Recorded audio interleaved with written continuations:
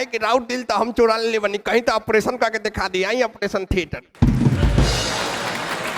ए मर्दे part time में चोरियों करे लगा? ना ना ना थोड़ा सा माइनर फर्क। डॉक्टरी हम पार्ट टाइम में करें, चोरी तो हमारे मुख्य प्रोफेशन। देखिए हम देखनी जब डॉक्टरी लाइन में डकैती होके लगल तो कहनी ये जी जब डकैती डॉक्टर बन के लोग करे लगल तो हम चोर बन के का दिया तो डॉक्टर बन के डकैती करी तो तुरंत हम बुझ जाए कि डॉक्टरी बनेगा हमरा पड़े। लेकिन ये बात जान जा चोरी हम लोग कल्याण खातिर करी ले। अच्छा तो एगो बात बताओ, तू डॉक्टर हुआ कि चोर?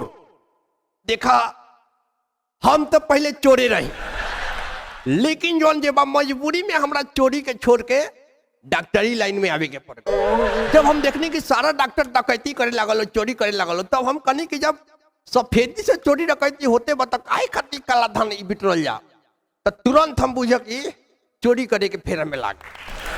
काहे कि चोरी करे में जेबा बहुत समस्या बा, बहुत रिस्क बा, हमेशा अंडरवियर में रहे के पड़ता है। मर्दे अंडरग्राउंड होला भल रहते।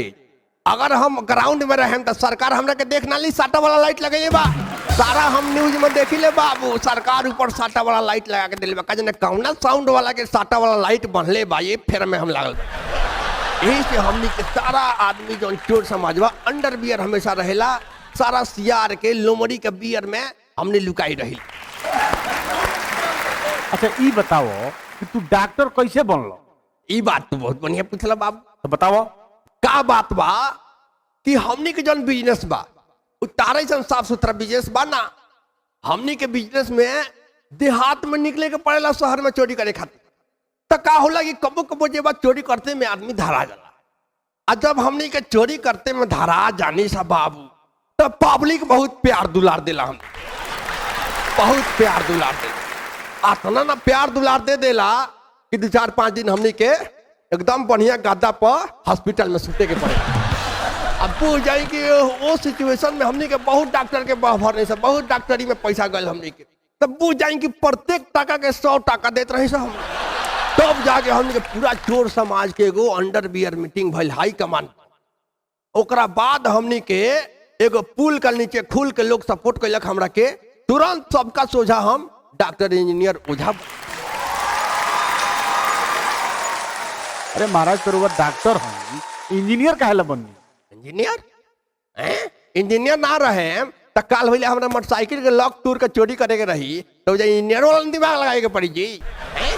मुझे डॉक्टरी से काम चली वो से हम इंजीनियरिंग के दिमाग लगैनी, इंजीनियरिंग भी कैनी हम मोटरसाइकिल के लॉक टूरे खातिर। तो फिर ओझा काहे के बन? बहुत बढ़िया प्रश्न तू कैला। ओझा भी हमरा बने के पड़ गए।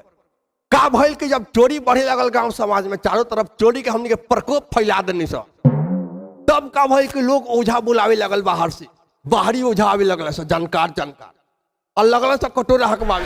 एगो कटोरा तो हमारा पीछा लागल रहे पूरा, हम भागत नहीं कटोरा पीछे दौड़ता, हम भागत नहीं कटोरा पीछे दौड़ता एकदम। हम पूछा कि धाराए आए रहे तो तुरंत हम दिमाग लगन के आहे दादा हम तो चोरो नहीं हई और तुरंत कटोरे में चोरा के गायब कर। अब ओझा राम हमरा के चोर पकड़ता के कटोरे में गायब हो।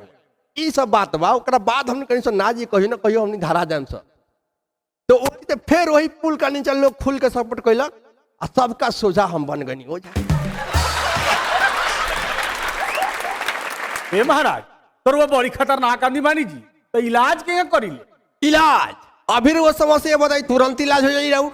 हमार जो इलाज बा समस्या के अकॉर्डिंग होला। हमार इलाज बा जो पहले समस्या के अकॉर्डिंग होला फिर ओकर डिकोडिंग होला ओकरा बाद यूट्यूब से लोडिंग होला। यूट्यूब से?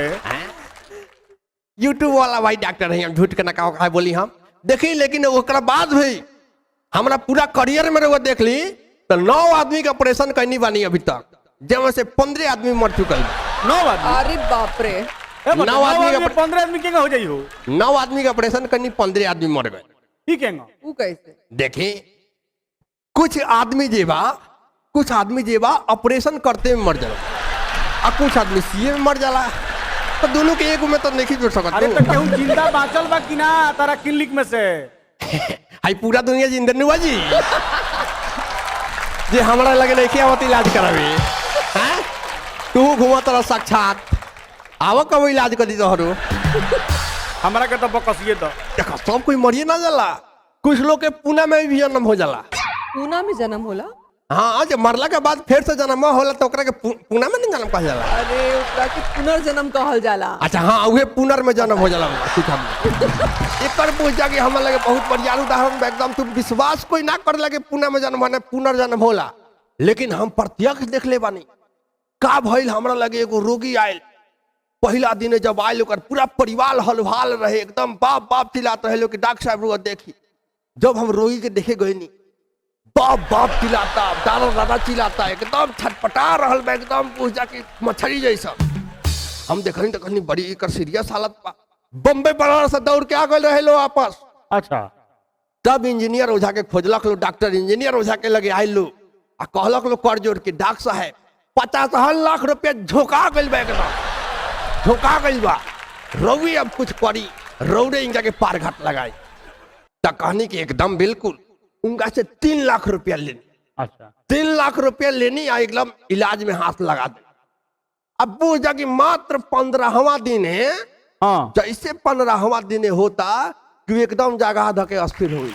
मैं ठीक कर देलो। एकदम ये महाराज जौन आदमी पहला दिन आए रहे बाप बाप चिल्लाता, दादा दादा चिल्लाता, मछली सब तड़पता, वो आदमी 15वां दिन एकदम हिलतो नहीं थे, एकदम देखा तो नहीं तो आला लगा के ओकर धक धक धुक धुक पूछो ले करत। बुझेंगे इतना अस्थिर हो गए कि उनका सांस तक ना चले।